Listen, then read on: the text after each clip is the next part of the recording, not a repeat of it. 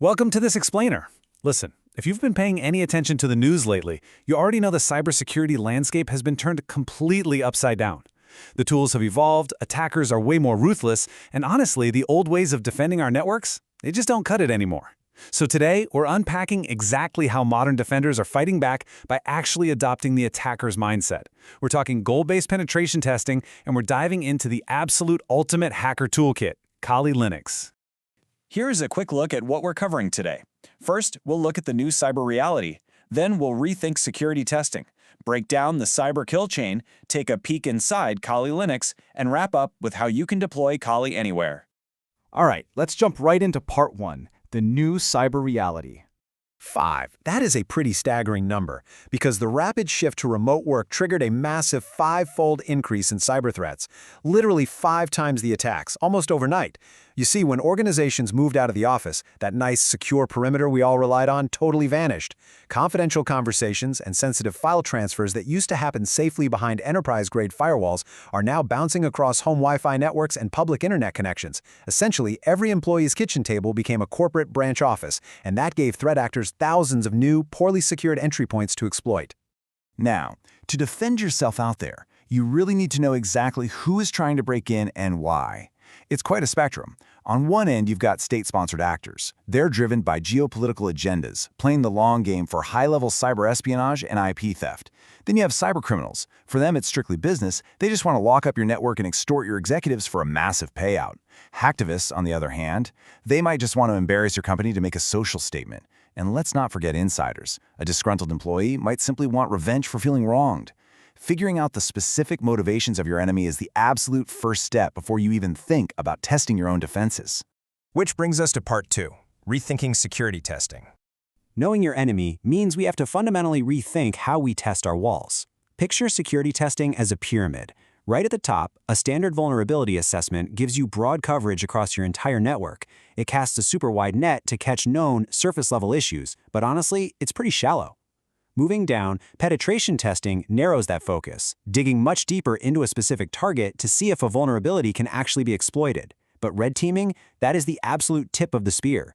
It goes all the way to the bottom, simulating the exact stealthy techniques those highly motivated threat actors use in the real world to achieve a specific damaging objective. The crucial difference here is looking at theoretical flaws versus proven, realistic attacks. Think of a vulnerability assessment like walking down a really long hallway, just jiggling handles to check if the doors are locked. It's helpful, sure, but it lacks business context and frankly gives leadership a false sense of security. Objective-based penetration testing, though, that's proving a specific lock can actually be picked by a professional. It safely simulates the real damage a hacker could do, revealing your true exposure and what actually happens if that locked door is totally bypassed. There's this classic saying in cybersecurity, "Yay, got root, but what can you do with it?" Now, if you're unfamiliar, getting root just means gaining the absolute highest level of administrative control over a computer system. Basically, you hold the master keys to the kingdom. But here's the thing. Too many conventional tests just stop right there and declare the system compromised. But for a cyber criminal, getting admin access isn't the final goal, it's just the key to the vault. If they get root access but still can't steal your financial data, or access customer records, or exfiltrate IP, the actual business risk might not be the catastrophe you thought it was. We have to focus on the ultimate objective, not just the technical breach. Let's move on to part 3, the cyber kill chain. To truly understand an attacker's ultimate objective, we have to look through their eyes. The cyber kill chain framework perfectly illustrates that network compromises don't just happen in a vacuum. They aren't random. They are highly deliberate, overlapping stages of a continuous narrative. It's a flow: explore, exploit, and finally achieve. When defenders understand this precise sequence, they can figure out exactly where they have the best shot at detecting an intruder and breaking that chain before the final objective is ever reached. Let's break those steps down a bit. First up, attackers explore. They do their homework, building a really deep profile of your employees and systems so they can prepare their delivery, like crafting the perfect, highly targeted phishing email. Second, they exploit.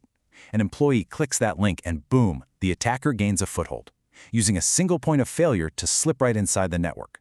And finally, they achieve. They pivot through your internal systems, establish persistent, quiet access so you can't easily kick them out, and execute their true goal. That might mean silently exfiltrating trade secrets over a few months or suddenly dropping ransomware across your whole organization. Get this, it's a staggering fact. An estimated 70% of an attacker's effort happens right here in the initial explore phase. They spend the vast majority of their time just watching. Passive reconnaissance is completely silent.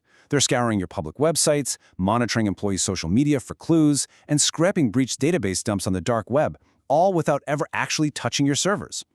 Active reconnaissance is much bolder. That involves directly probing your firewalls for weaknesses, or literally sending someone to physically walk into your office building to look for an open port in a conference room. Crazy, right? All right, part 4, Inside Kali Linux. Now that we know how an attack unfolds, what's the ultimate platform used to simulate it? Kali Linux. It is the undisputed industry standard. We're talking about a free, open-source penetration testing platform loaded with over 500 advanced security tools. It's built on Debian, which is a rock-solid operating system foundation, and it uses a rolling release model. This means it's constantly being updated with the absolute latest tools on the fly, so professionals never have to wait for a major version upgrade. Kali isn't just an OS, it's a specialized, all-in-one ecosystem that literally gives red teams their superpowers, saving them from wasting days manually downloading and configuring custom software. Because it's so massive, Kali organizes its hundreds of tools to perfectly match every single phase of that kill chain we just discussed. For that crucial 70% explore phase, you've got 67 dedicated information gathering tools ready to go. Ready to exploit? You have 54 tools for wireless attacks, 43 for web applications, and 39 specialized password attack generators. Everything is categorized exactly how a professional red team needs to access it in the heat of a fast-moving operation. And finally, part 5, deploying Kali anywhere. The true magic of this toolkit is its absolute portability. Imagine you're in a highly secure, air-gapped facility where you aren't allowed to bring in your own laptop. No problem at all. You can use a free utility like Rufus to flash Kali entirely onto a pocket-sized USB drive. You walk in, plug it into a client's provided machine, and boot it up. By setting up persistent storage, you can save your work directly back to the USB. You've instantly got a complete, highly secure testing environment running right from your keychain. Now, if you are testing from your own workstation, you obviously don't want to overwrite your daily operating system or accidentally break something. Instead, you can run Kali completely safely and isolated inside a virtual machine using hypervisors like VirtualBox or VMware. By just allocating a little bit of RAM and hard drive space, you spin up a dedicated, fully contained hacker environment, execute your full penetration test, and shut it down without ever altering your base computer. It's incredibly slick. But what if you need maximum scale? Well, modern red teams are pushing Kali directly into the cloud. If you need to simulate a massive distributed botnet or launch a global phishing campaign, you need serious cloud power. On Amazon Web Services, you can launch pre-configured Kali instances in seconds straight from their AMI marketplace, which is basically a store for pre-packaged cloud templates.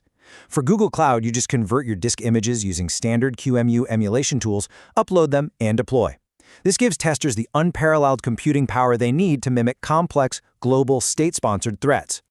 So I'll leave you with this question to chew on. You probably know your theoretical vulnerabilities, but do you actually know what a threat actor could achieve with them? As you evaluate your own organization's defenses, it's time to stop asking just if the front door is locked. We have to start asking what happens when a highly motivated hacker decides to pick it. Think in kill chains, leverage the power of platforms like Kali Linux, and focus on proving real business risk. Thanks for hanging out with me on this explainer, and hey, stay secure out there.